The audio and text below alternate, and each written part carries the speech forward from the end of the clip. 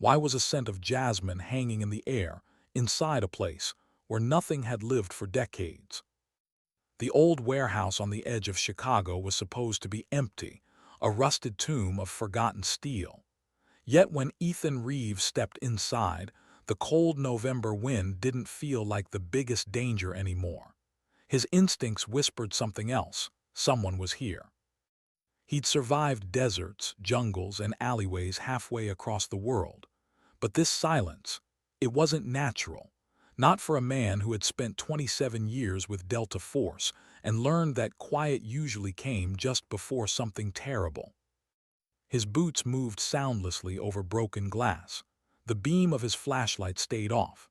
The Sig Sauer at his chest was already unsaved. Every movement, every breath calculated. 52 years old. Titanium rod in his leg. Too old for ghosts, too experienced not to listen to them anyway. Then a voice came from the darkness. "You're getting sloppy, Lieutenant Colonel Reeves. I counted 4 times you were exposed crossing the yard." He froze, female, young, calm, a voice that didn't belong in this graveyard of metal. Ethan turned toward it, weapon half drawn. The figure stepped forward, hands visible, no gun, standing in deliberate neutrality. The moonlight from a broken skylight caught her face. Mid to late 20s, Asian American, athletic build, dark clothing suited for blending anywhere. Hair tied back, expression steady, not afraid, just assessing. Everything about her screamed, professional. "You've got me at a disadvantage," Ethan said, lowering his gun slightly. "My name is Jordan Chen," she replied, "and I need you to verify something for me."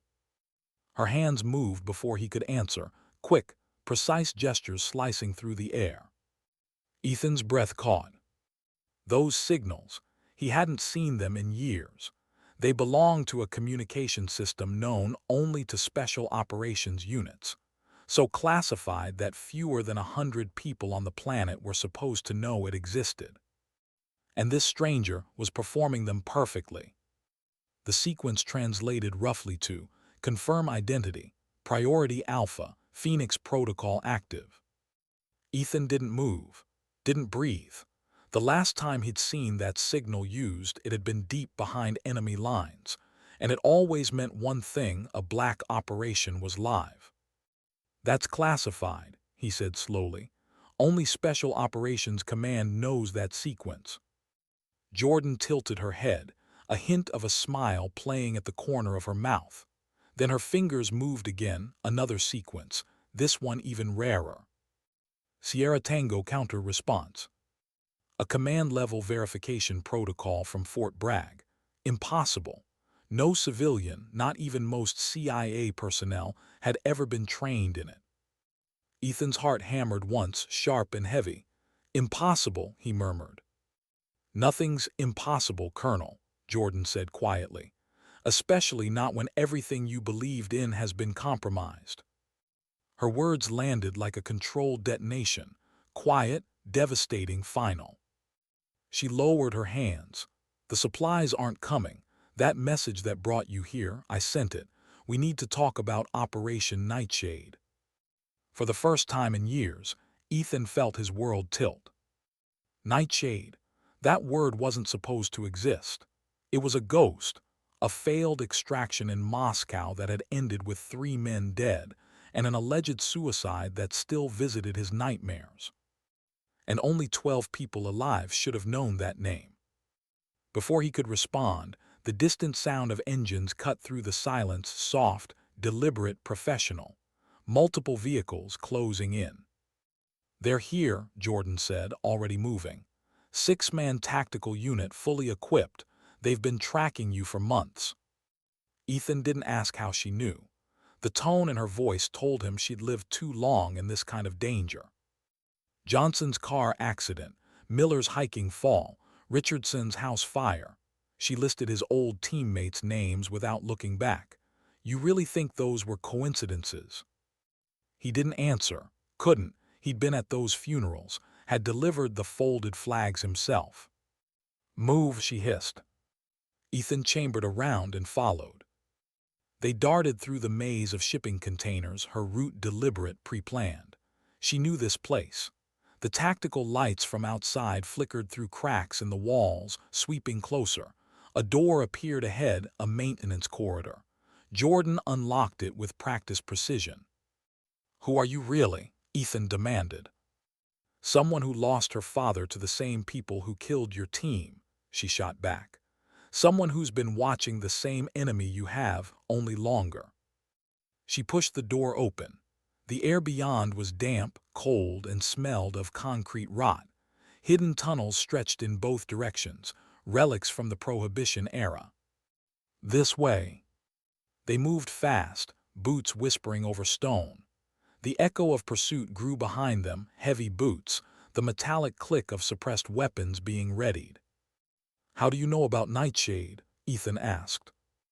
"Because what happened in Moscow wasn't a failure," she said, breath steady despite the pace. "It was a cleanup. Someone wanted that mission to go wrong, and the people behind it are erasing everyone who might know why." Ethan felt the ground shift beneath him again. "Who?" She didn't answer. Instead, she took a sharp turn, lifting a metal hatch concealed behind an old cabinet. Up. They climbed into the night air, emerging in an alley 3 blocks away. Jordan peeled back a weathered tarp, revealing a motorcycle. "Get on." "You had this ready," he said. "I plan ahead." She handed him a helmet, eyes catching his. Calm, calculating, but there was something else beneath it, something almost human. Fatigue, fear, the quiet exhaustion of someone who'd been running too long. The motorcycle roared to life, just as black SUVs swept into the street behind them. The chase through Chicago wasn't cinematic in the Hollywood sense. It was controlled, deliberate, precise. Jordan took turns that only someone with advanced tactical driving training could make. Ethan's mind tried to piece her together, her precision, her codes, her confidence. "Who trained you, Chen?" After 20 minutes of evasive maneuvers, they descended into an underground parking garage. She parked in a dim corner, killed the engine, and exhaled for the first time. "Third safe house," she said. "The first 2 are probably compromised." Ethan followed her into an elevator that opened into a small apartment, but inside, it wasn't a home. It was an intelligence hub. Walls covered in photos, red threads connecting names, faces, and maps. Military officers, corporate CEOs, senators. At the center, Admiral James Westbrook, Vice Chairman, Joint Chiefs of Staff. Ethan stared. "What is this?" Jordan set her backpack down and looked at him, really looked at him. "The real Operation Nightshade," she said. "The one your friends died trying to expose." His eyes moved across the evidence wall. His own face was there too, tagged and dated. Surveillance photos of him leaving his apartment, attending funerals, even walking his dog. Every movement logged. "How long have you been watching me?"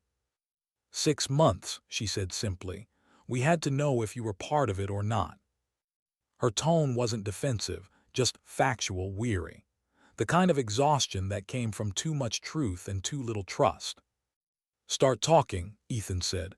"What really happened in Moscow?" Jordan reached for a folder. A photo slid free, a middle-aged man with hard eyes. "Viktor Orlov," she said. "Your extraction target. Officially, he was a Russian officer defecting to the West. Unofficially, he was a CIA asset, one of ours. 15 years deep cover."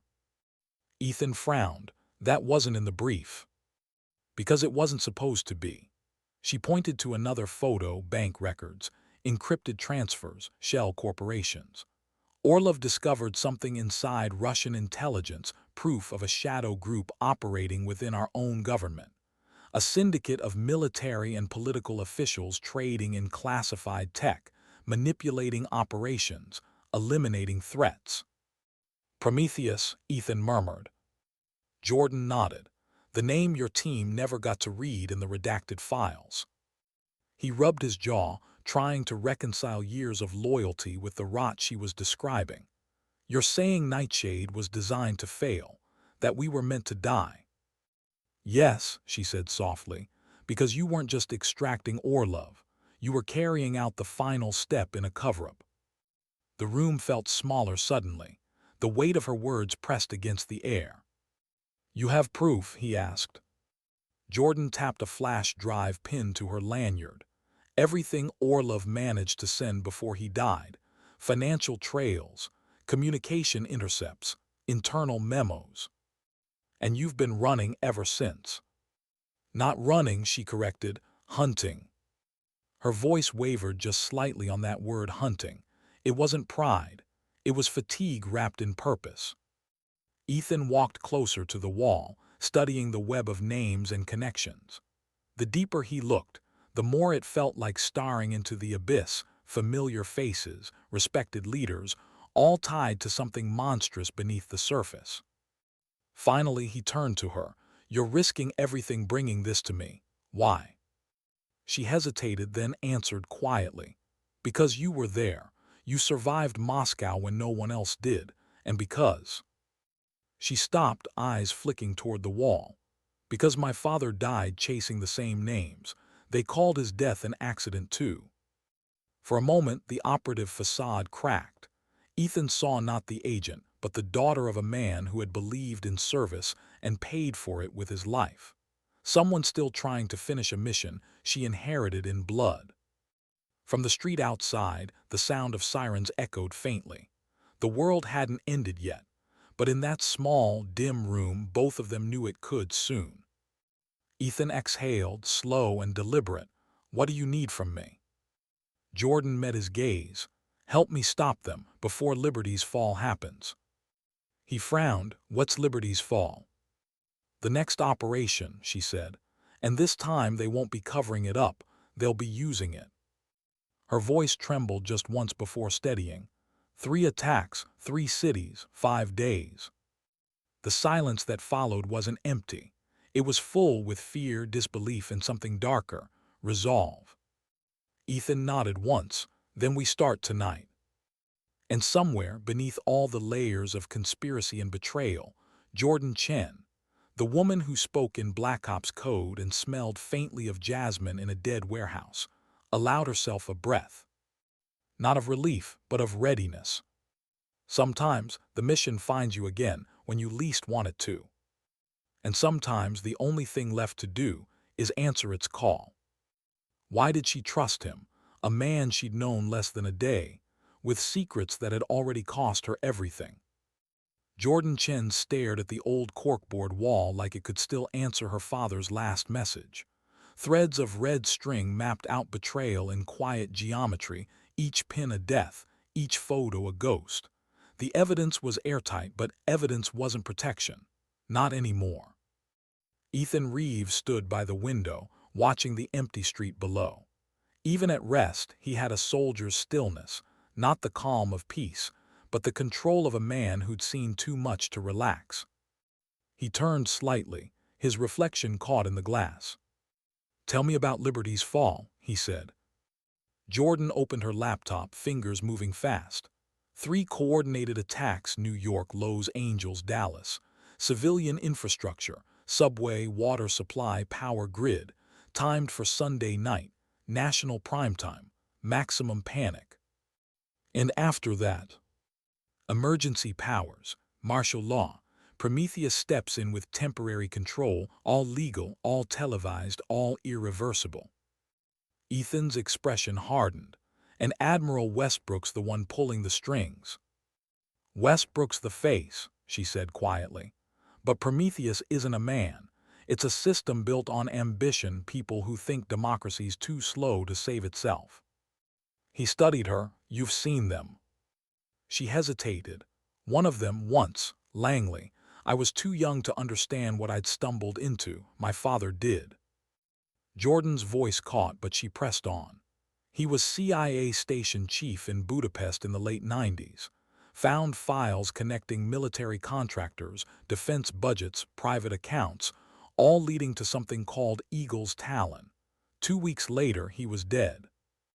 Ethan nodded slowly. You think Prometheus grew out of that? I don't think, she said. I know. The silence between them wasn't empty. It was a recognition. Two people who'd both buried too many truths, both realizing how deep the rot went. Then the low rumble of engines reached them from outside. Jordan moved instantly, shutting her laptop, sweeping evidence into sealed cases. "They're sweeping this area," she said. "Thermal scans or routine drones doesn't matter. We move." Ethan grabbed his weapon. "Where?" "Somewhere they can't trace," she said, pulling a burner phone from a drawer. "Somewhere off the grid." They moved through a service elevator that exited into an alleyway 2 blocks away. No words, no wasted movement. Her tradecraft was flawless, every route pre-calculated, every turn designed to break patterns. He followed her lead, and for once, the veteran Delta officer didn't mind taking orders. 10 minutes later, they were in a second car, a nondescript Honda, old but spotless, bought with cash and plausible lies. "Clean?" he asked. "3 layers deep," she replied, checking the mirrors. "Prometheus runs predictive surveillance. If we leave any digital footprint, they'll have our location in under an hour." She merged into traffic, her face unreadable in the glow of passing streetlights. For a moment, she looked like any ordinary woman driving home from work, except for the sidearm at her thigh and the exhaustion behind her eyes. "Where are we going?" he asked. "To someone who might still believe in the oath we took," she said softly. "General Rebecca Sullivan." Ethan blinked. "Sullivan, you know her." "I know of her," Jordan corrected, "and I know she's clean." Ethan almost smiled. "She was my commanding officer before Delta. If anyone can be trusted, it's her." "Then she's our only chance." The miles passed in silence, both of them lost in the rhythm of the road. Ethan finally broke it. "You ever think about just walking away?" Jordan's knuckles whitened on the steering wheel. "Every day." "So why don't you?" She looked at him just for a second. "Because I can still hear their voices." "Who?" "My team, my father, Orlov, all the people who thought truth was worth dying for. Someone has to finish what they started." Her words carried no self-pity, just a quiet, stubborn kind of strength. Ethan recognized it instantly. It was the same thing that had kept him alive for decades, that unbreakable thread between duty and loss. 3 hours later, they parked in the shadows of an old hangar near a private airstrip in Indiana. A friend of Ethan's, an ex-Army pilot named Carson, waited by a small Cessna. "No flight plan, no records," Carson said. "Far as the FAA's concerned, this bird never leaves the ground." Ethan clapped him on the shoulder. "I owe you one." "You already do," Carson said with a tight smile. "You're still breathing." Jordan loaded her case into the plane and turned to Ethan. "Once we reach Colorado Springs, we go to ground. No phone calls, no signals until Sullivan agrees to meet. If Prometheus has surveillance inside the Pentagon, and they do, we're ghosts until then." The flight was silent, just the hum of the engine and the low wind outside. Jordan sat by the window, her face pale in the dawn light. She hadn't slept in 2 days, maybe longer. Ethan studied her profile, calm, disciplined, but the tremor in her fingers gave her away. "When was the last time you ate?" She blinked, surprised by the question. "Not important." "It is," he said. "People don't win wars on empty stomachs." She looked at him for a long moment, then half smiled. "You sound like Harrington." "Colonel William Harrington." She nodded. "He found me in Berlin after Moscow, told me to stay off the radar, said Prometheus had marked me for elimination. I thought he was paranoid, until the men at Dulles tried to make me disappear." "You trust him?" "I did. He's dead now, or at least that's what they want me to think." Ethan leaned back. "If he's alive, he's your best lead." Jordan's eyes flicked toward the clouds beyond the window. "If he's alive," she whispered, "he'll know how to stop this." They landed in Colorado Springs just as the sun began breaking over the mountains. A new day, but not a safe one. Carson handed Ethan a set of keys before they left the runway. Blue Jeep, North Lot, clean and unregistered. Be careful, Reeves. Always am. They drove through the quiet morning streets until Jordan pointed at a small, weathered sign between a barber shop and a hardware store. Murphy's Brew. Here, she said. The coffee shop was unremarkable: old wood, soft jazz, and the smell of burnt beans. But the man behind the counter had a marine tattoo and eyes that had seen combat. Back room's open, he said when he saw Jordan. No cameras. Inside, the back room was bare. One table, 4 chairs, a landline, thick curtains. Jordan swept the space with a handheld scanner before nodding. Clean. Make the call. Ethan picked up the phone and dialed a number from memory. The line clicked after 3 rings. Sullivan, a crisp voice answered. General, it's Ethan Reeves. There was a pause. Reeves, been a long time. 5 years, he said. I need to see you. It's about Operation Nightshade. Another pause, then her voice sharpened. I don't recall any operation by that name. Then we definitely need to talk, he said quietly. Also, I need to tell you about the snow in Kandahar. The silence stretched, then her tone changed. Where are you? Colorado Springs, Murphy's Brew. 30 minutes, she said. Garden of the Gods, East Lot, come alone. The line went dead. She's coming, Ethan said. Alone? Jordan asked. She said so, wants to meet in public. Jordan frowned. That's not protocol, could be a setup. If Sullivan wanted me dead, he said, I wouldn't get an invitation first. She didn't argue, but her eyes said what her voice didn't. Be careful. At the park, the morning air was crisp, the red sandstone cliffs glowing in the early light. Families walked nearby, unaware that national security might hinge on 2 people in plain clothes. Ethan spotted her first, tall, silver hair pulled into a neat bob, wearing jeans and a windbreaker that still managed to look like a uniform. Rebecca Sullivan, the woman who had once taught him that leadership wasn't about rank, it was about conscience. Reeves, she said. Not a greeting, not a question, a statement of fact. General, you said you weren't alone. My associate's watching from a distance, he said. Prudent. They walked toward a quieter path, her movements precise, her eyes scanning their surroundings even as she spoke.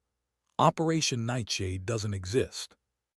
It does, Ethan said, and it connects to something called Prometheus. Her jaw tightened. That word again. I've been hearing it whispered for years, never any proof. You'll have it soon. And who's your associate? Jordan Chen, former CIA, Moscow station, handler for Viktor Orlov. That stopped her mid-step.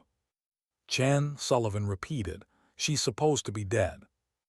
She's very much alive, he said, and she's been tracking Prometheus for 3 years. They reached a secluded alcove between the red cliffs, the sound of the wind filling the space. Sullivan turned to face him fully. You're asking me to believe that some secret network has infiltrated the government at the highest levels, that they're about to stage coordinated attacks on U.S. soil, and that 2 fugitives are the only ones who know. I'm asking you to trust what you already suspect, Ethan said. You've seen the signs, the cover-ups, the sudden suicides. Her eyes flickered the faintest recognition. He was right. Show me the evidence, she said. Ethan lifted his cap, a silent signal. 2 minutes later, Jordan appeared from the ridge path, moving like a ghost among tourists. She carried her backpack close, her gaze locked on Sullivan. General, she said calmly. Sullivan studied her, sharp, assessing. You've been off-grid 3 years. Officially, yes. And unofficially? Uncovering treason, Jordan said simply. Something in her tone, not defiance, not arrogance, made Sullivan pause. She nodded once. Then let's talk. They didn't speak again until they reached Sullivan's car, a black Suburban with government plates. She unlocked it, then leaned close. "I have a cabin west of here. No connections, no electronics. My grandfather. If what you're saying is true, that's where we talk." Jordan glanced at Ethan. He gave a small nod. Sullivan continued, "You'll follow me, separate vehicles. If you're not there in 1 hour, I assume you've been compromised." She started toward her vehicle, her steps steady but her mind clearly racing. Jordan watched her go, her own voice barely above a whisper. "Are you sure about this?" Ethan looked toward the mountains. "She's the only person I've ever seen put her career on the line for the truth. If there's one good person left in uniform, it's her." Jordan said nothing, but as the engine started and they began the long drive west, she finally allowed herself a quiet thought, one she'd buried for years. Maybe this time they wouldn't die for nothing. How do you know who to trust when betrayal wears the same uniform you do? The drive west felt longer than it was. Ethan kept his distance, 2 car lengths behind Sullivan's Suburban, headlights dimmed, keeping pace without drawing attention. The Colorado landscape shifted around them, mountains rising like old sentinels in the pale afternoon light. Beside him, Jordan sat silent, scanning the road through the side mirror every few seconds. 2 hours, she murmured. If she wanted to lead us into a trap, she's had plenty of time. "She's not leading us into one," Ethan replied. "If anything, she's wondering the same thing about us." Jordan smirked faintly. "Good, suspicion keeps people alive." The road narrowed to a dirt trail leading through dense pine. When Sullivan's brake lights finally glowed red, they'd reached a small clearing, a cabin framed by trees and silence. Old, sturdy, untouched by modern life. The general stepped out, still in plain clothes but now wearing a holstered sidearm. The weapon wasn't a threat. It was a message. "I trust no one completely." "Clear," she said as they approached. "Did a full sweep before you arrived. No signs of intrusion." The interior was simple, wooden walls, a stone fireplace, 2 small bedrooms. Everything neat, everything military. Yet there was something human about it too. Photographs of a grandfather in uniform, a younger Sullivan smiling beside a lake, moments from a world far quieter than theirs. Jordan began unpacking her gear, laptop, drives, paper files marked in color-coded folders.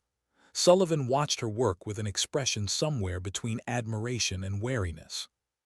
"You've been busy," the general said. "Being off-grid doesn't mean being uninformed," Jordan replied without looking up. "It just means knowing where to look." Ethan leaned against the wall, observing both women. They were opposites in almost every way, Sullivan all discipline and authority, Jordan all fire and instinct. But under the surface, he saw something that connected them, the same iron thread of duty that had refused to break. When Jordan finished setting up, she gestured toward the table. "Everything I'm about to show you," she said, "was collected over 3 years, some from my own investigation, some from Colonel William Harrington before his death, and some from Victor Orlov, the man your government said defected and died in Moscow." Sullivan's posture stiffened at the name. "Harrington," she repeated. "I attended his funeral 3 months ago." Jordan shook her head. "Closed casket, dental records only. Convenient, isn't it?" Sullivan didn't answer. She just sat down, her expression unreadable, and motioned for her to begin. Jordan connected her drive to the laptop. The screen lit up with folders labeled by years, agencies, and names. An ocean of classified data stolen, decrypted, and preserved by sheer will. "These are the financials," she began, opening one set of documents. "Shell companies tied to defense contracts, money funneled through consulting fronts and private labs. All roads lead to one group, Prometheus." Sullivan studied the screen. "Names." Jordan pointed: senior officials, senators, Pentagon officers, intelligence directors. "They've been operating for over a decade. Selling access, rewriting briefings, manipulating missions." Manipulating how? Ethan asked. By controlling both sides, she said. They sell chaos to justify order, start a fire, then arrive first with the water. The general's jaw tightened. You're telling me this is treason? Jordan looked her in the eye. I'm telling you it's bigger than treason. Sullivan rose, packing slowly. You realize what you're accusing these men of? Admiral Westbrook has served this country for 30 years. And built this conspiracy for 15, Jordan cut in. He used his reputation to build cover, every move, every promotion perfectly timed. Ethan watched Sullivan closely. He could see the fight happening behind her eyes, the part of her that wanted to defend her colleagues, and the part that had already seen too much to deny the truth. After a long silence, she said, You have evidence of their next move. Jordan opened a new file, tactical schematics, maps of 3 cities. Operation Liberty's Fall, she said. This Sunday night, New York subway, LA water treatment, Dallas power grid, 3 simultaneous strikes, designed to look like terrorism. Sullivan's voice dropped. Casualties. Thousands, Jordan said softly, and chaos televised live across the country. The general leaned over the maps, her eyes scanning every detail. The timing, the logistics, the audacity. And after the attacks, she asked. Admiral Westbrook advises the president, Jordan replied. Emergency powers enacted, martial law declared, constitution suspended under national threat. Sullivan sank into her chair, the weight of the revelation pressing against her. When she spoke again, her voice carried the brittle edge of realization. I served with James Westbrook for 3 decades. If this is true, then I trained a traitor. Jordan's tone softened. You weren't supposed to see it, none of us were. The wind outside picked up, whispering through the pines like an old warning. Finally, Sullivan said, Why now? Why risk everything? Because they're afraid, Jordan answered. Orlov's data didn't just expose them. It hinted at more leaks, others who might come forward. Prometheus is cutting loose ends before they unravel. Ethan crossed his arms. Then we become the thread they can't cut. Sullivan looked at him, a flicker of pride returning to her eyes. You always did have a death wish, Reeves. He smiled faintly. I prefer career consistency. But the humor didn't last. The enormity of what lay before them filled the room. 3 people standing against a machine built on secrecy, power, and decades of silence. Sullivan moved toward the window, her reflection fractured in the glass. I need help, she said finally. My chief of staff, Colonel David Harrison, he's clean. 8 years by my side, I trust him. No calls, Jordan warned instantly. No electronics, no transmissions. You can't know who's listening. Sullivan turned, eyes flashing. We can't do this alone. I command units, resources, logistics. Without them, we're 3 fugitives fighting shadows.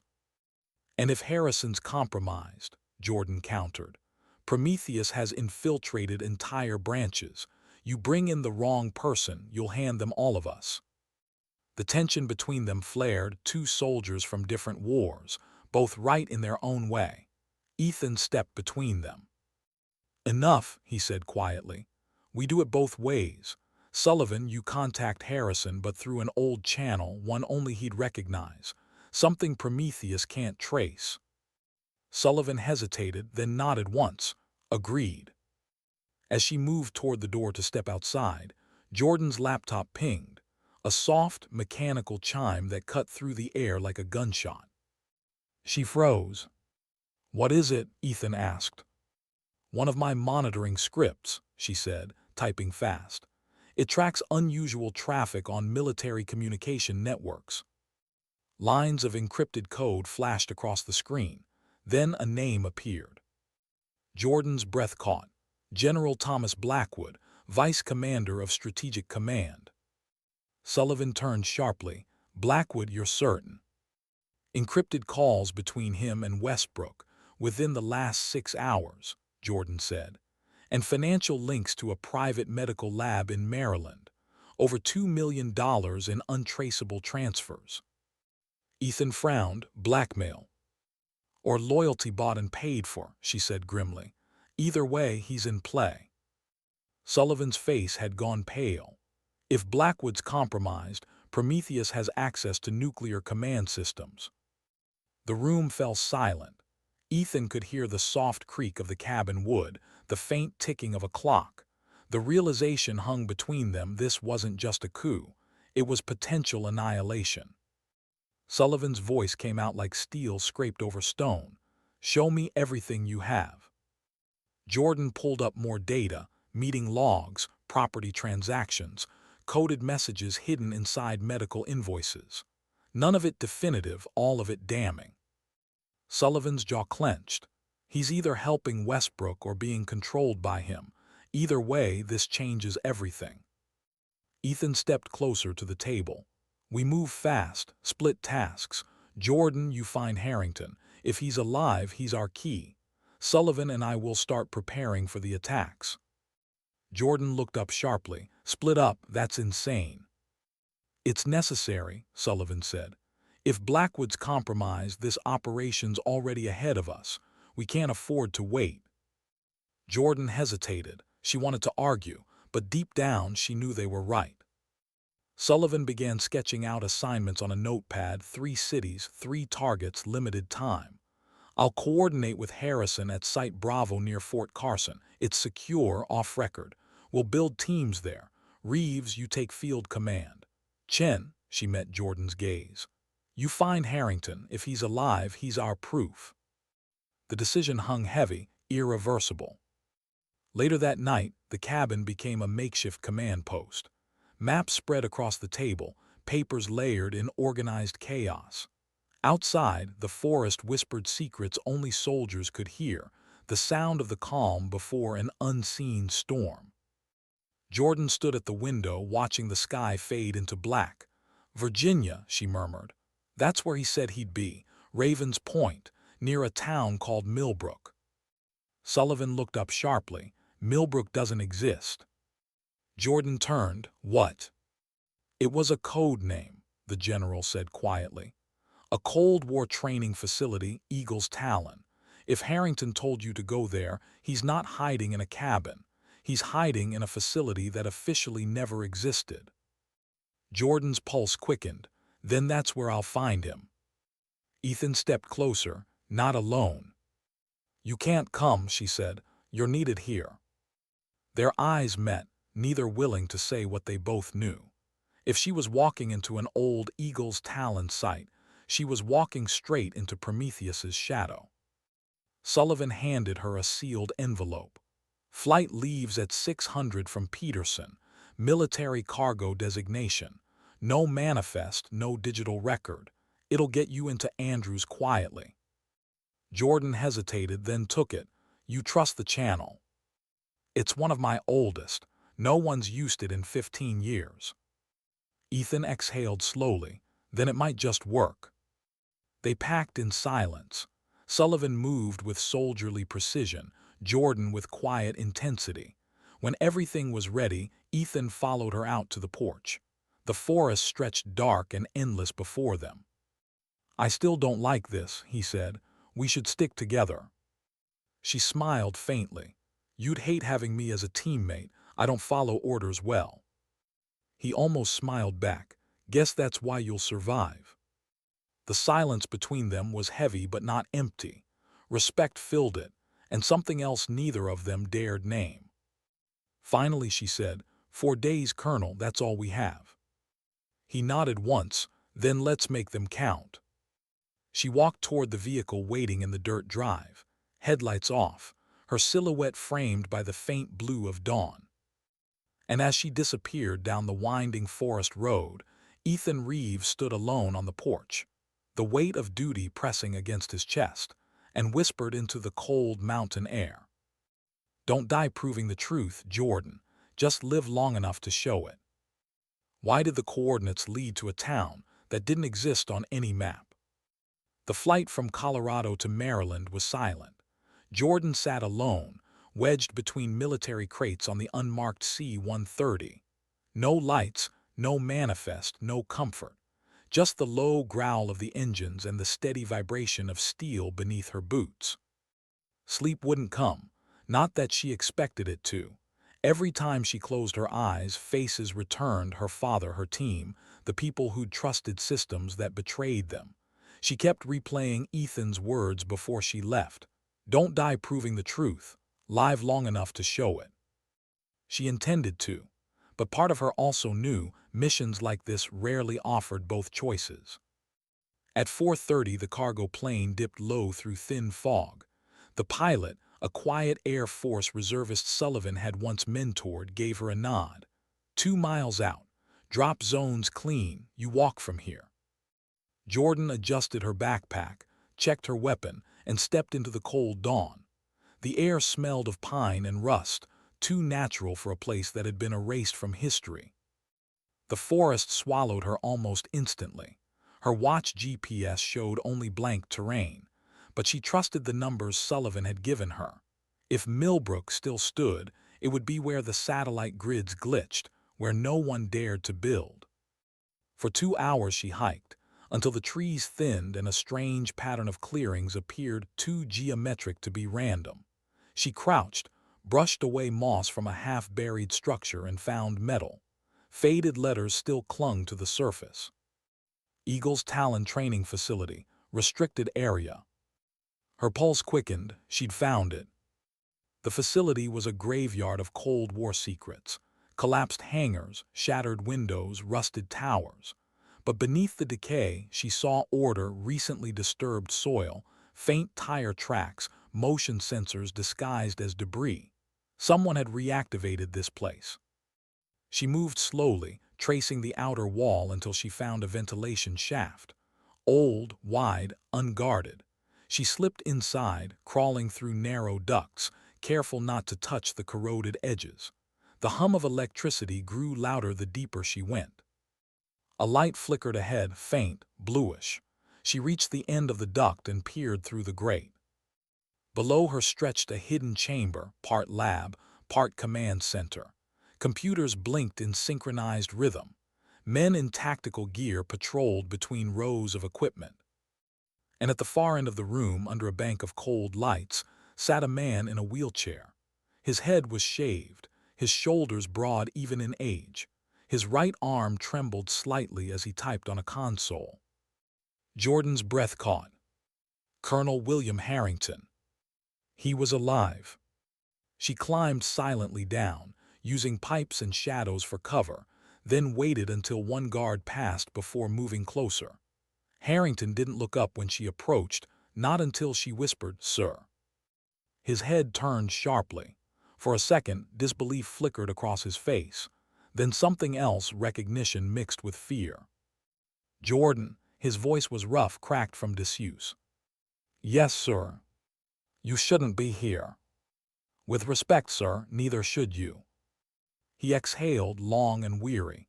"They found me 2 years ago, Prometheus.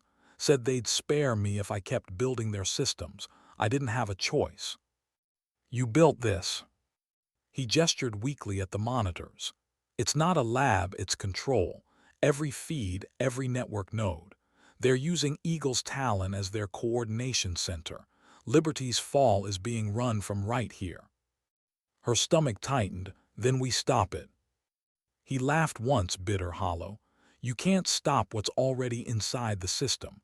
They've embedded protocols across civilian grids. You cut one link, the others trigger automatic detonation. Fail-safe design." "Then we find the core," she said. "Every system has one." He hesitated, eyes narrowing. "You sound like your father." The words hit her like a physical blow. "You knew him." Harrington's gaze softened. Everyone in intelligence knew Daniel Chen. The man believed truth could outfight power. He almost proved it too, until Prometheus decided belief was dangerous. "What happened to him?" she asked, her voice barely steady. "They set him up," Harrington said quietly. "Made it look like a car crash. I was supposed to meet him that night. He was going to hand me everything: files, names, proof. But he never arrived. After that, the evidence vanished." Jordan clenched her fists. That's why I'm here, to finish what he started. He nodded slowly. Then you'll need this. He reached into his vest and pulled out a small, encrypted drive. I kept it hidden from them. Contains partial blueprints for Liberty's fall. Not complete, but enough to trace command nodes. She took it carefully. How do I extract the rest? He glanced toward a terminal. Core server beneath Section 4. Sealed chamber. You'll need to access it manually. Before she could respond, the overhead intercom crackled. Security sweep commencing. All personnel remain in place. Harrington's eyes widened. They know you're here. How? He pointed toward a corner camera. Thermal sensors, older model but still live. You triggered one entering the shaft. She scanned the exits. Guards were converging. No time for stealth now. Harrington grabbed her arm. Listen, if you reach Section 4, find the file labeled Erebus Protocol. That's the route. That's where Liberty's fall begins. What about you? I'm already dead to them, he said. Go. Jordan hesitated only a moment before she moved, sprinting toward the side corridor as alarms blared. Her training took over. Sharp turns, suppressing fire, shadows, and precision. She slipped through a maintenance door, just as bullets shredded the air behind her. The underground corridors twisted like veins. Old lights flickered. Sirens echoed off concrete. She moved fast, memory mapping every turn. Then a heavy steel door labeled Section 4, authorized personnel only. She swiped Harrington's access card. The lock hissed open. Inside was a single server stack, ancient but alive, humming with impossible power. Blue code scrolled across the screens like living veins.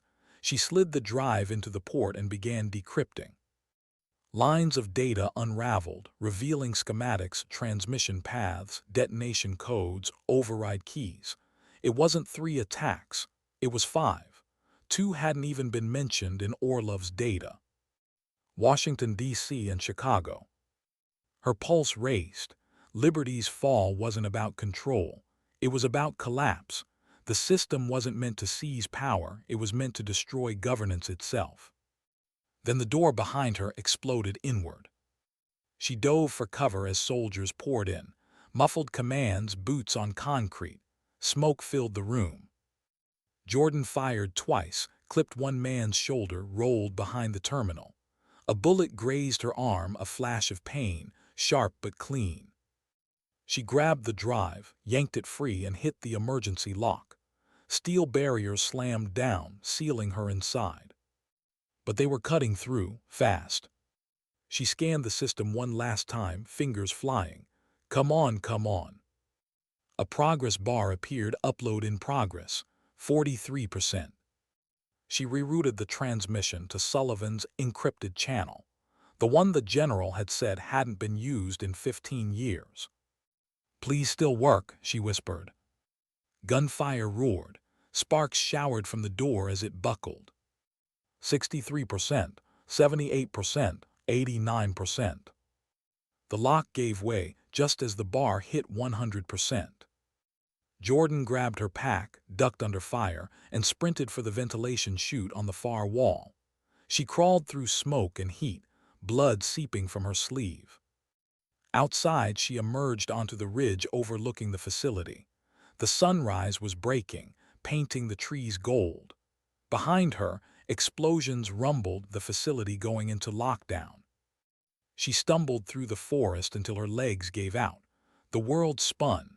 The scent of pine blurred with gunpowder. Her comm link crackled. Chen, Ethan's voice came through, distant, scrambled. Repeat, Chen, do you copy? She pressed the earpiece, voice trembling. Package sent.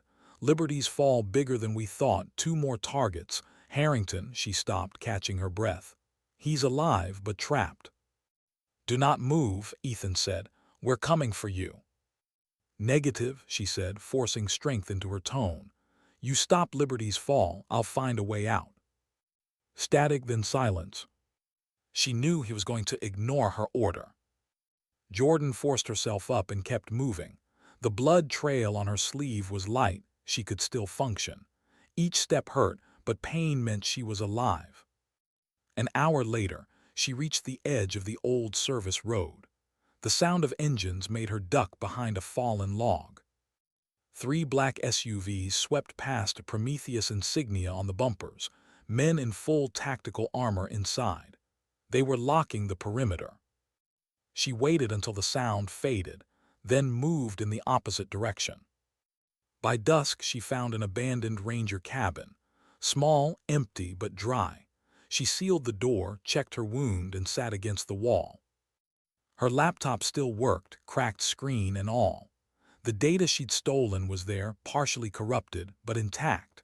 She opened the files, scrolling through strings of code and intercepted orders. One name appeared repeatedly. Erebus activation, authorization by T. Blackwood. Blackwood, the man Sullivan had feared was compromised, now confirmed. Jordan uploaded a short message to the offline queue, ready to send once she had a signal. To General Rebecca Sullivan. From J. Chen. Subject: Liberty's fall expanded. Content: 5 targets confirmed. DC and Chicago added. Erebus protocol route access tied to Blackwood. Harrington alive. Data attached. Then she closed the lid and leaned her head back. Outside, the forest hummed with night insects. For the first time in years, she let her guard slip, just a fraction, enough to feel the ache of everything she'd lost. Her father's voice echoed in her memory. Courage isn't about never being afraid, Jordan. It's about doing what's right even when you are. She whispered into the darkness, then I guess I'm still your daughter. Somewhere far away, in a cabin buried in Colorado snow, Rebecca Sullivan's encrypted receiver blinked alive. And for the first time since the nightmare began, someone in uniform finally knew the full truth. Why did the light on the encrypted receiver blink, and then suddenly stop? Rebecca Sullivan stood over the wooden table in the cabin, staring at the flickering screen like it was a ghost trying to speak. A message had come through, encrypted under a 15-year-old code no one but her should have known. Then the signal cut. "Come on, Chen," she muttered, fingers flying over the keys. "Stay with me." Across the room, Ethan Reeves pulled his jacket on, the faint ache of old injuries tightening around his shoulders. "You got something?" "Yes," Sullivan said. "It's Jordan, she's alive." He froze mid-motion. "Where?" "Raven's Point, the old Eagle's Talon facility. She confirmed Harrington's alive but trapped, sent partial data before the channel broke." "Partial?" Sullivan nodded grimly. 5 targets, not 3. Washington and Chicago are added. Ethan's expression hardened. "They're escalating." She glanced up. "And there's more. The core protocol behind Liberty's fall, called Erebus. Authorization signature from General Thomas Blackwood." Ethan swore under his breath. "Then it's official, he's turned." Sullivan's jaw tightened. "Or he's being used." "Doesn't matter," Ethan said. "Either way, he's the key. We need to get inside STRATCOM before the attacks start." Sullivan turned toward him, voice low but sharp. "That's a fortress. You don't walk into Offutt Air Force Base without clearance, especially not when half the chain of command might be compromised." "Then we don't walk in," Ethan said. "We ghost in." For the first time in days, the faintest flicker of a smile touched her lips. "You really haven't changed." "Neither have you," he replied, still pretending not to enjoy breaking the rules. But the moment of levity vanished as quickly as it came. The gravity of what lay ahead pressed down on both of them. If Prometheus was already in control of communications, every second of silence could mean another city set for destruction. Sullivan opened a sealed drawer and pulled out a black case. Inside lay 2 military ID chips, obsolete but still valid in deep classified systems. "These will get us through legacy checkpoints," she said. "Once we're in, we find the primary control node for Erebus and shut it down from inside. And if we can't?" Then we make sure no one else can use it. Ethan met her eyes. That's a hell of a contingency plan. It's not a plan, she said quietly. It's a promise. They packed fast travel light, all analog, no traceable electronics. By dawn, they were driving east in a black SUV, moving through snow-laced highways and empty towns. The radio stayed off. Both of them had learned long ago that silence could be safer than truth. Halfway through Nebraska, Sullivan broke it. You trained Jordan once, didn't you? Back in the early days. Ethan nodded, briefly. She was still CIA before Moscow. Brilliant, stubborn, too curious for her own safety. She reminds me of someone, Sullivan said. Who? Her father, she answered. Daniel Chen was one of the only agents I ever met who cared more about the oath than the institution. It cost him everything. Ethan glanced out the window. Guess his daughter inherited that. Sullivan's hands tightened on the steering wheel. Let's hope she survives it. By the time they reached the perimeter of Offutt Air Force Base, the day had turned gray and heavy with snow. The kind of sky that pressed down on you, making the world feel smaller. Ethan scanned the entry checkpoint through binoculars. They've doubled the guard rotation, he said. You see that? Sullivan nodded. They're expecting someone. Us. Or her. She pulled out her phone, not the government-issued one, but a private satellite communicator modified by Jordan months earlier. If Jordan got out, she'll head for contact. The question is whether she still has the drive. Ethan's gaze stayed on the gate. She's got it. I'd bet my life on that. Careful, Sullivan murmured. You might have to. He almost smiled. Wouldn't be the first time. They slipped into a side access road, a maintenance route that hadn't been used in years. Sullivan's credentials got them through the first 2 automated barriers, but the third required a human override. Identification, the young airman said, stepping forward. He couldn't have been more than 23. Eyes sharp, posture tense. Sullivan handed him her ID. He scanned it, frowned slightly, then glanced up. General Sullivan, I wasn't aware of your arrival. You aren't supposed to be, she said evenly. We're here for a systems audit, classified level. The airman hesitated. His hand hovered near his radio. Ethan caught it instantly, that tiny flicker of uncertainty that could turn a routine stop into a fatal one. He stepped closer, voice calm but firm. Son, if you're about to call this in, make sure you're calling the right people. The kid froze, eyes darting between them. For a moment no one moved. Then he handed the ID back. Yes, ma'am, proceed. Sullivan nodded once and drove through. When they were clear, Ethan exhaled. That was close. They're jumpy, she said. Means Blackwood's already tightened his net.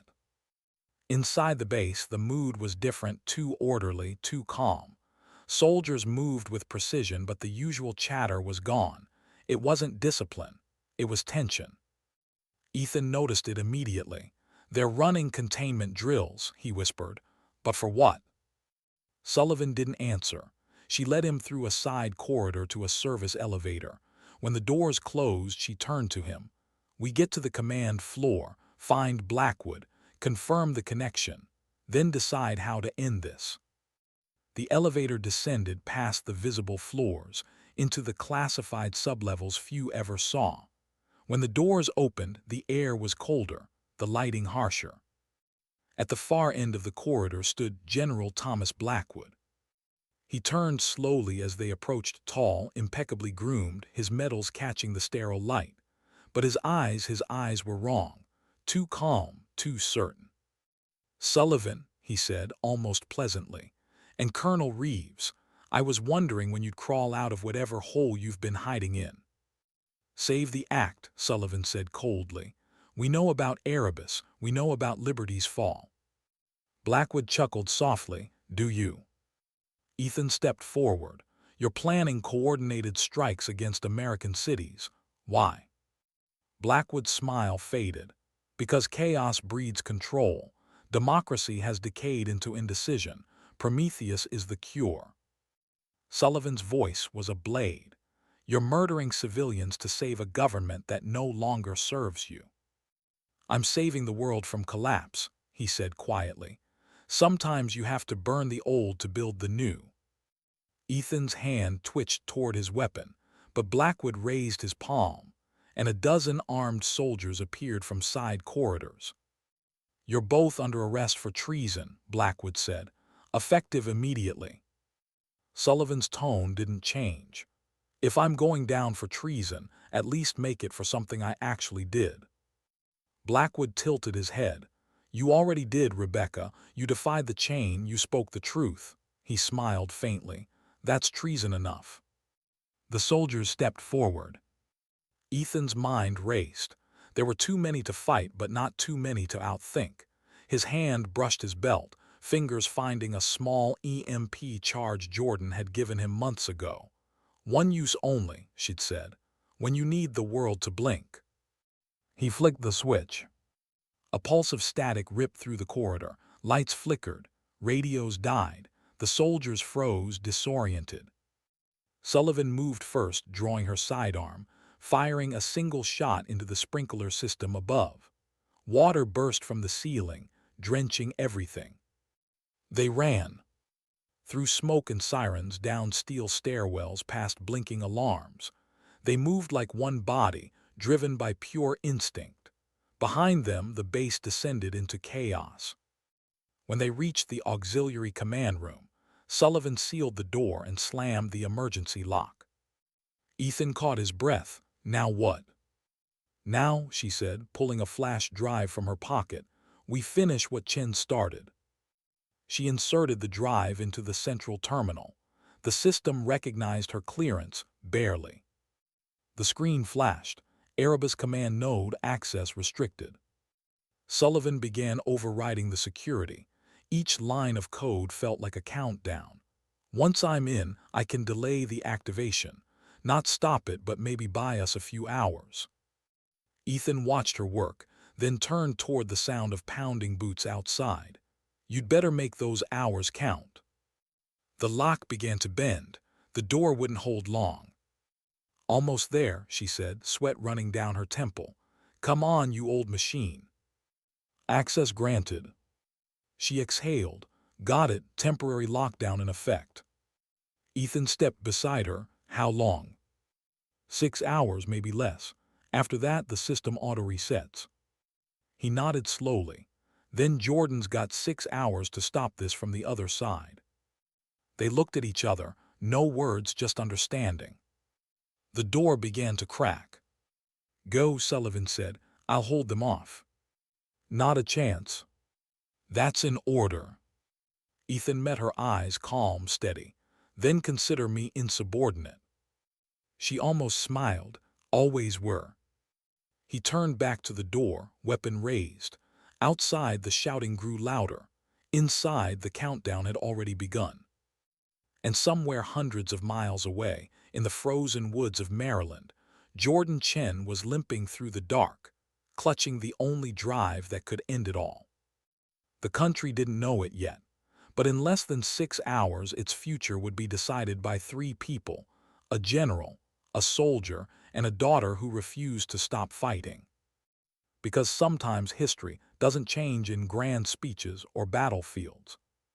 Sometimes it changes in silence, in shadows, and in choices no one ever sees. Why did every road back to Washington feel like a road toward death? The forest was endless, black branches clawing at the night, the wind howling like an old warning. Jordan Chen's legs ached, her right arm burned from the wound, but she kept moving. The drive in her pocket felt heavier than any weapon she'd ever carried. 5 hours. That's how long Sullivan's lockdown would hold. 5 hours before Liberty's Fall went live. She learned long ago that time wasn't the enemy, silence was. It was silence that made people look away when the truth screamed for help. And now, silence was what she had to break. The dirt road curved toward an abandoned highway. She crouched low, scanning the horizon. No headlights, no drones, just mist and the hum of distant power lines. Then a faint flicker of light through the trees. Too dim for a vehicle, too steady for fire. Her instincts snapped awake. She crept closer, pistol drawn. The light came from a barn, old, half-collapsed, but alive with a faint blue glow. She peered inside. A figure moved among flickering monitors. Tall, lean, face hidden beneath a hood. She steadied her aim. Hands where I can see them. The figure turned slowly, lifting both hands. "You're late, Chen." Her stomach dropped. "Harrington." He pulled back the hood, thinner now, face hollow but eyes bright. "You didn't think I'd die in that hole, did you?" She lowered her weapon, relief and disbelief colliding. "How did you get out?" "Emergency tunnel under Section 4. I built it decades ago for containment drills." He smiled faintly. "Guess it finally served a purpose." Jordan stepped inside, scanning the setup. He'd rebuilt a small command center, generators, signal scramblers, satellite relay dishes. It looked improvised but functional. "Please tell me you have a way to stop this," she said. He nodded toward a laptop running a live feed of coded streams. "Maybe, but Erebus wasn't designed to be shut down. It's adaptive. The more we try to contain it, the faster it spreads." "So we don't contain it," she said. "We rewrite it." He blinked. "You mean reverse the protocol?"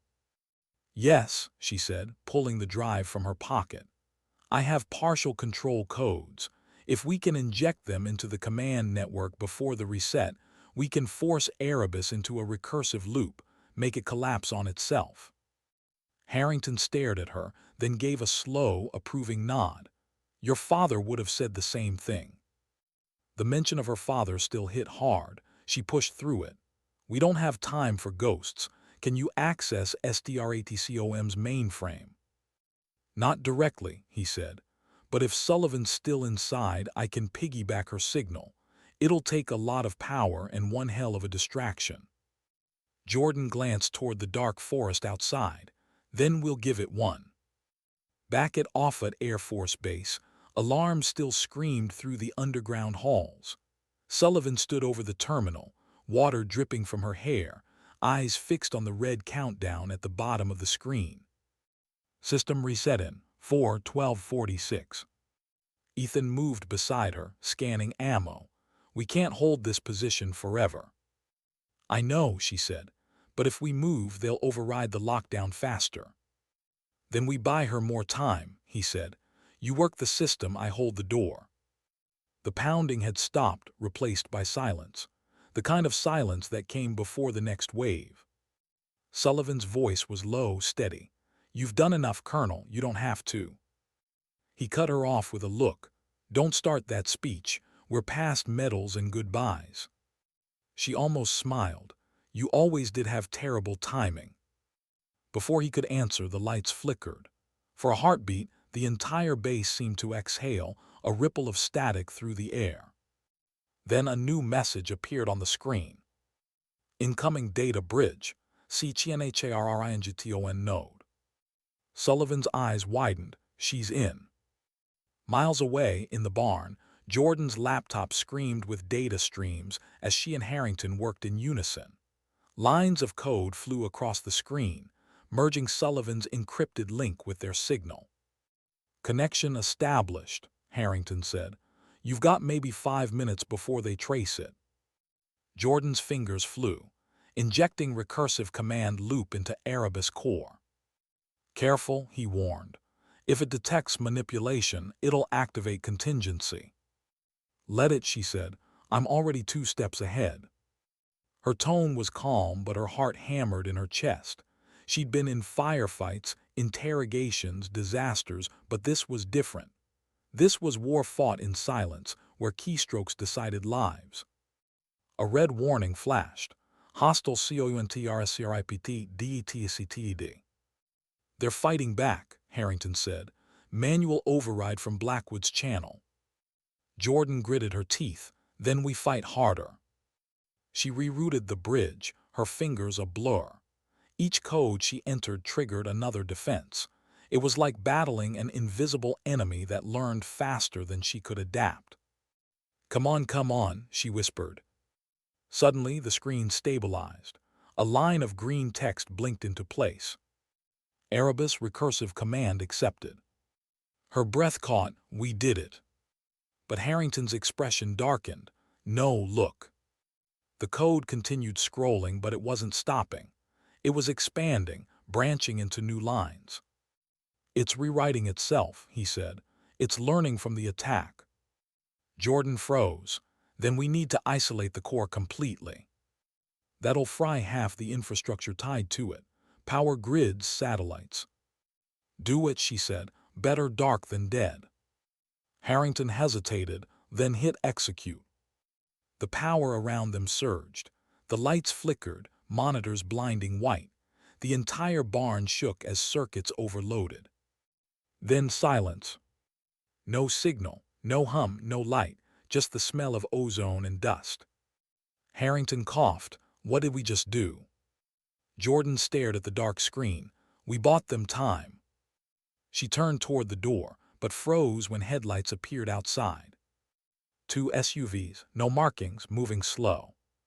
Harrington's face went pale. "They found us." "Get out the back," she said. He shook his head. "You'll need someone to cover you." "I'm not losing you again," she said fiercely. "You won't," he said, pressing a small transmitter into her hand. "Signal booster. Get far enough and you can finish the upload." "Harrington." He smiled faintly. "Tell your father I kept my promise." Before she could stop him, he grabbed his weapon and turned toward the door. The first burst of gunfire shattered the barn's silence. Jordan ran, through the trees into the dark. Her breath tore at her throat. Behind her, the barn exploded in flames, a single, blinding roar that lit the sky orange. She didn't look back, she couldn't. Every instinct screamed to keep moving. The world blurred trees, fire, noise, until she collapsed against a rock, gasping. The transmitter in her hand blinked weakly. She connected it to her laptop and reinitiated the signal. Sullivan's channel came online, static-filled but alive. "Jordan," Sullivan's voice broke through. "Still here," she said, breath shaking. "Harrington's gone, facility compromised, but Erebus is isolated. You can shut it down from your end." Ethan's voice cut in. "You sure you're safe?" "Define safe," she said with a faint, broken laugh. "You did good, kid," he said. "Real good." Sullivan's tone hardened. "We're initiating final sequence. Once we kill Erebus, every Prometheus node goes dark." Jordan nodded to herself. "Do it." The signal flickered, then steadied. On her screen, the red countdown froze, then dissolved into static. Inside SDRATCOM, Sullivan watched the terminal go black. The lights flickered back to normal. The alarm fell silent. Ethan looked at her. "Is it over?" "Almost," she said. "We just need confirmation." Jordan watched the code vanish. For a moment she couldn't breathe. Then a single line appeared on her cracked screen. "Erebus protocol terminated." She laughed once, a small breathless sound that turned into a sob. "We did it." Then another line appeared below it. "Failsafe detected. Manual detonation authorization pending." Her relief died instantly. Sullivan's voice came through, urgent. "Jordan, Erebus is trying to trigger a manual override. Blackwood's still inside the command network."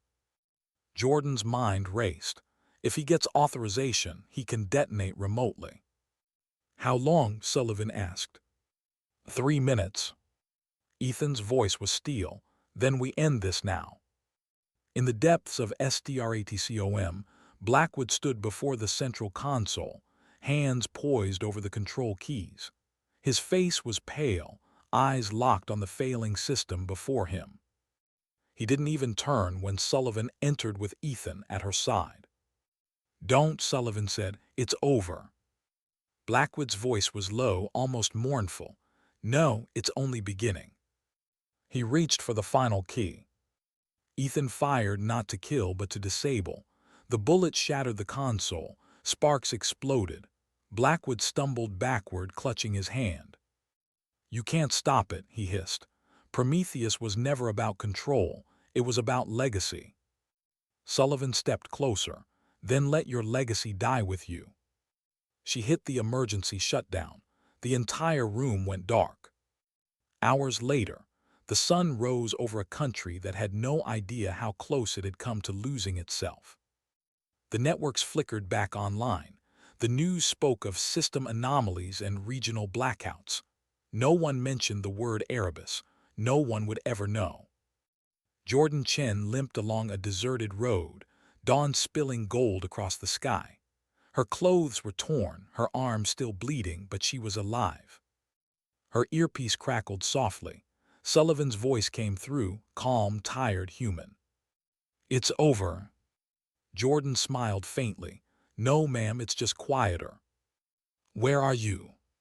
"Heading east," she said. "I think I'll disappear for a while." Sullivan hesitated. "You've earned that." Ethan's voice followed. "You did good, Jordan, real good."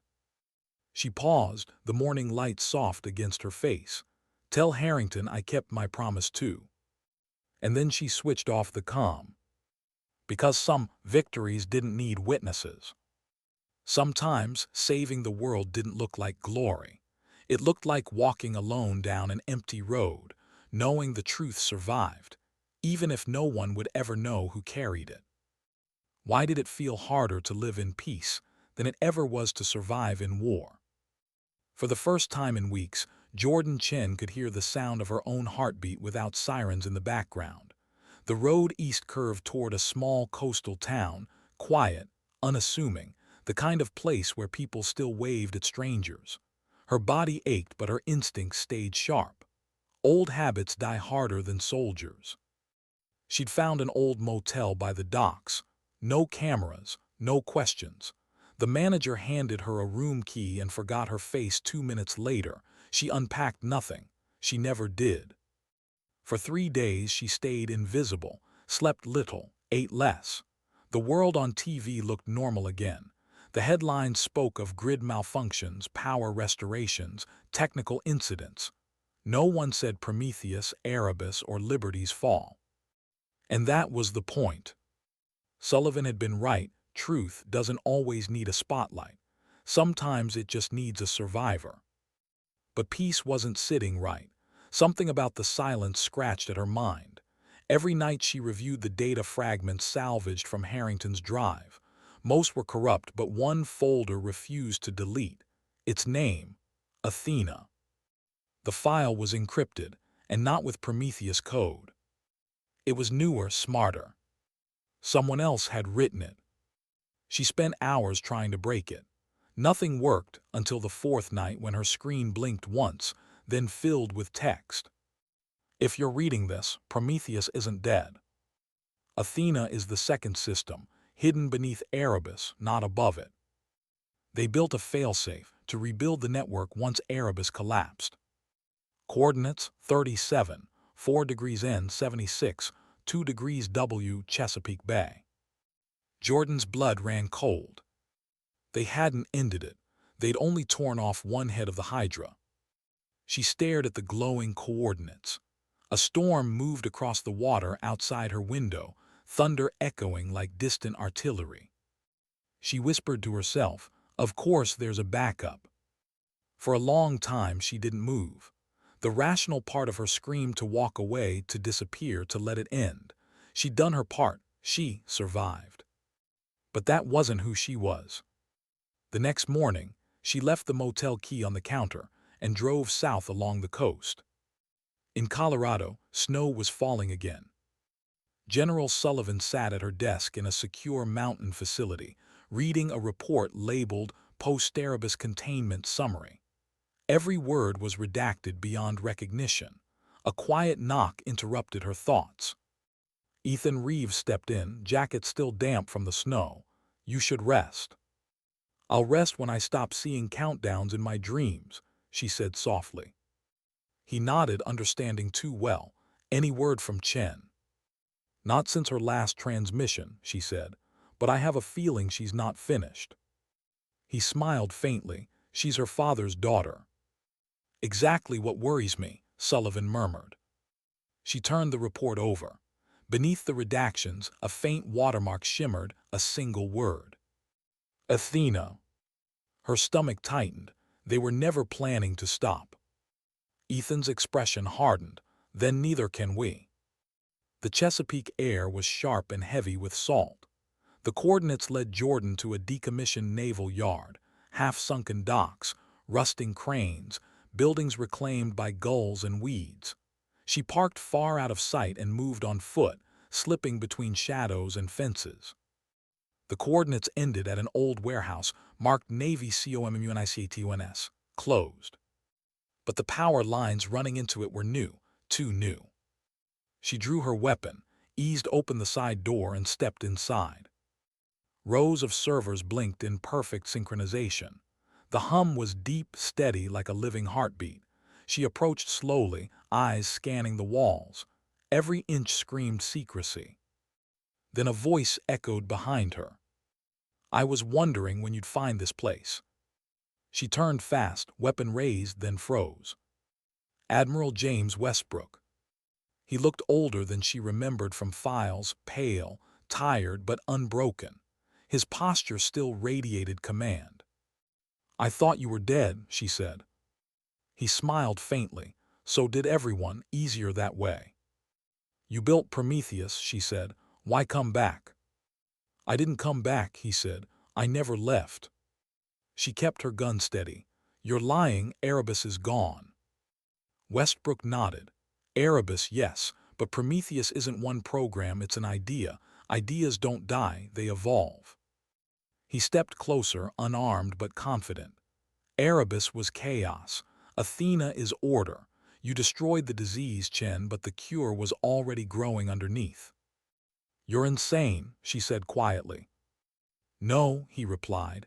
"I'm necessary. The world is already collapsing under its own contradictions. You saw it. You fought for a system that would have buried the truth again." "I fought for people," she said. "People forget," Westbrook said. "Systems don't."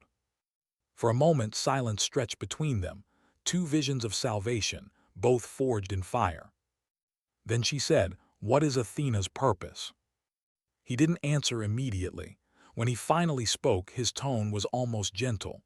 "To rebuild the network cleanly this time, self-governing, self-enforcing, no politicians, no corruption, just logic." "Just control," she snapped. He smiled. "Exactly." Her finger tightened on the trigger. "Where's the core?" He studied her for a long moment. "You'll never find it." Then his gaze flicked upward.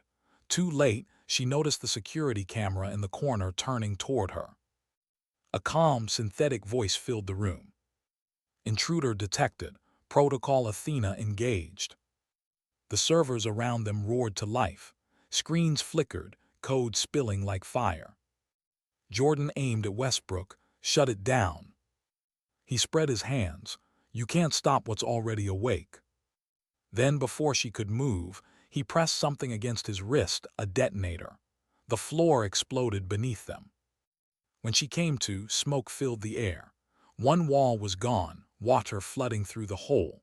The entire facility tilted toward the bay. Westbrook lay near the doorway, bleeding but alive. "You never learn," he rasped. "You kill one god and build another." Jordan crawled toward the control terminal, coughing. Sparks flew. Half the screens were dead, but one remained, a timer counting upward, not down. "Athena online synchronization, 3%. "Not this time," she muttered. She pulled Harrington's old transmitter from her jacket, scorched but functional, and connected it to the terminal. Her laptop booted in safe mode. She began typing, fingers trembling. "Still fighting ghosts, Jordan," Westbrook called out. She ignored him. "You built Athena in Erebus's image. That means it carries the same core architecture, same vulnerability." He laughed weakly. "And what's that?" "Hubris." The system fought her every step, but she knew its rhythm now, the way it thought, the way it hid. At 17%, Westbrook lunged, grabbing her ankle. She kicked free, slamming the butt of her pistol into his jaw. He fell back, dazed. At 23%, the water rose to her knees. At 30%, her laptop screamed with heat. And then she found it, the root command buried beneath layers of false code. A single, forgotten thread left over from Erebus. She smiled despite herself. "Thank you, Harrington," she whispered. The command read, "Execute self-mirror override." She hit enter. The entire system froze. Every monitor flashed white. Westbrook stared in disbelief. "What did you do?" "I made Athena look in the mirror." The servers began to melt down, code folding in on itself, logic loops eating their own origins. "Stop it," he shouted, lunging again. She fired once, a warning shot that missed his shoulder by inches. The water surged higher. The room shook as another explosion echoed above. Westbrook collapsed against a terminal. "You think this changes anything?" he said, voice breaking. "Another will come, they always do." She looked at him not with hatred but with sorrow. "Then we'll stop them too." And as the water swallowed the floor, the last thing she heard was the system's voice, glitching through static. "Athena error, identity loop complete." The servers died, the lights went out. Jordan swam toward the breach, lungs burning, dragging herself onto the flooded dock. The night air hit her like ice. Behind her, the warehouse collapsed into the bay, a storm of sparks and smoke swallowed by the dark. She lay on the dock, gasping, soaked and trembling. The stars above were faint, blurred by rain. Her earpiece crackled, Sullivan's voice faint through static. "Chen, Jordan, respond." She pressed the transmitter weakly. "Athena's gone, facility destroyed." "You're alive." "Define alive," she murmured, smiling through exhaustion. Ethan's voice joined in.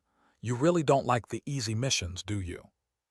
Jordan laughed once, soft, weary. "Wouldn't know what to do with one." Sullivan's tone softened. "Come home, Jordan, it's over." Jordan stared out at the horizon, the first hint of dawn breaking through the clouds. "Not yet," she said quietly. "There's always another shadow." "Then at least don't face it alone," Sullivan said. Jordan closed her eyes, the wind cutting across her face. "Maybe someday." The transmission ended. She sat there a long time, watching the light spread across the water until the world stopped shaking. Sometimes survival isn't victory. Sometimes it's just proof that the fight was worth it. Why did silence feel heavier when it finally meant peace? 3 weeks after the Chesapeake operation, the country had already moved on. The news called it a minor cyber anomaly affecting federal data streams. They showed smiling anchors, clean suits, calm voices. Not one mentioned the word Prometheus. Not one said Athena. And that, Jordan Chen realized, was exactly how it was meant to be. She sat at a quiet diner off Highway 64, somewhere between Richmond and nowhere. The smell of burnt coffee, rain on asphalt, and overfried bacon filled the air.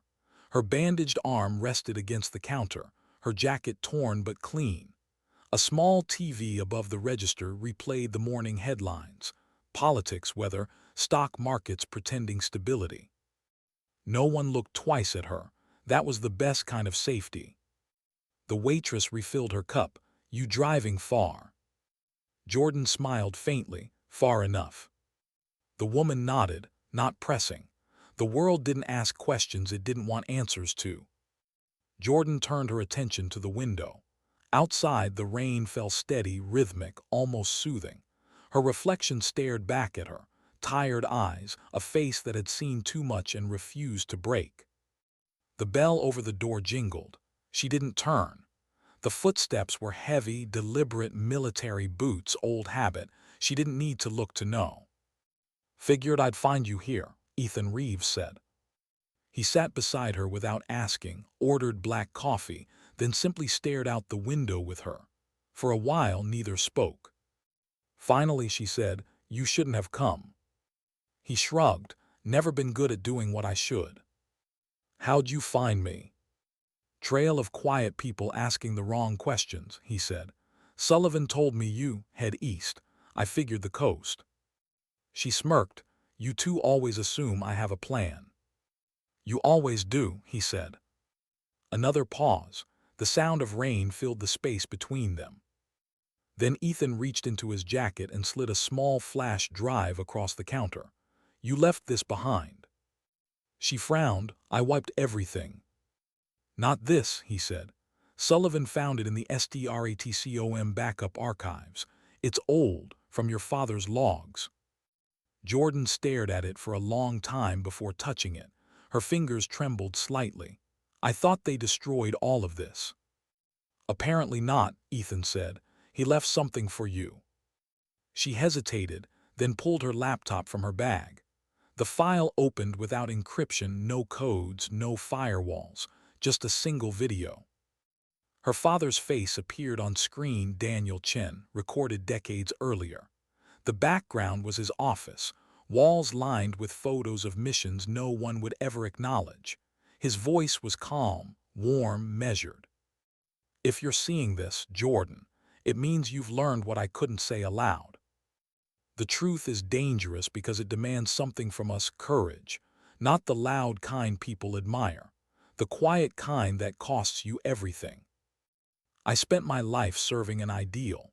Maybe I was naive to think integrity could survive bureaucracy, but I believe one thing still: as long as there's one person who refuses to look away, there's hope. If that person is you, then I did something right. The video ended. Jordan sat still, staring at the frozen image of her father's face.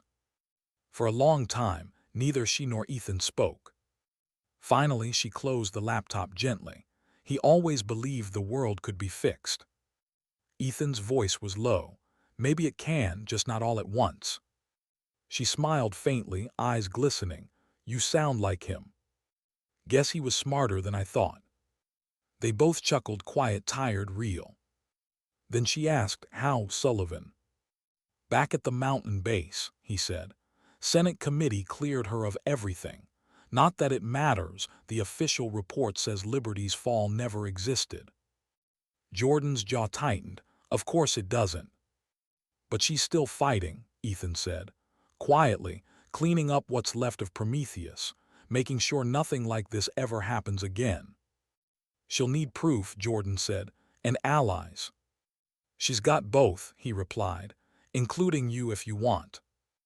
Jordan stared out the window again. The rain had eased. A thin line of light broke through the clouds, painting the horizon gold. I don't know if I can go back, she said softly.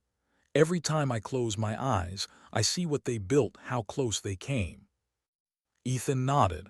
That's what keeps people like us awake. And what happens when the next version of Prometheus shows up?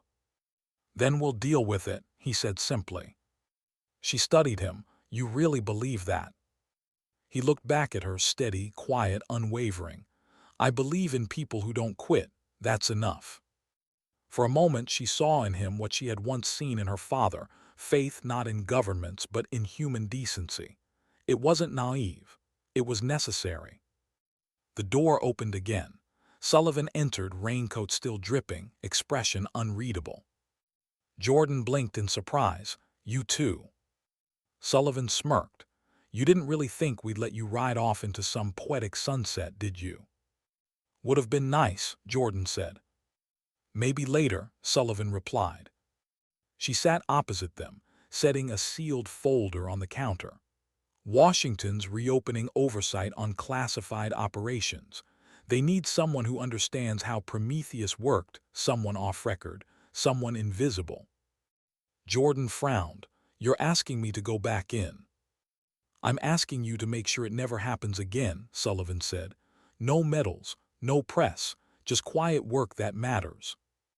Jordan hesitated. The rain tapped lightly against the glass. I thought you'd want me gone. Sullivan's gaze softened. I thought I did too, but I realized you don't bury fire, you learn to use it. Ethan watched them both, a small smile tugging at his lips. You two planning another secret war without telling me. Sullivan shot him a look. Only if you insist on tagging along. He raised his coffee cup, wouldn't miss it. Jordan exhaled slowly, feeling the weight lift just a little. If I say yes, no more lies, no more shadows. Sullivan nodded, agreed. Jordan looked down at her coffee, then out the window one last time. The storm had passed completely now. The sky was soft and clean. "All right," she said quietly, "let's finish what we started." Later that night, the three of them stood on a windswept pier, the ocean black beneath the stars. Sullivan's secure tablet glowed faintly between them, displaying what little remained of the Prometheus network, just static, echoes of something once vast and dangerous. "Strange," Ethan said. "You spend your whole life fighting a monster, and when it's gone, all you feel is empty space." Sullivan looked at him. "That space is peace. You just don't recognize it." Jordan watched the waves crash against the rocks. Peace doesn't last, but it's worth fighting for anyway. Sullivan smiled faintly. "That's what your father believed." Jordan glanced at her. "Then I guess I do too."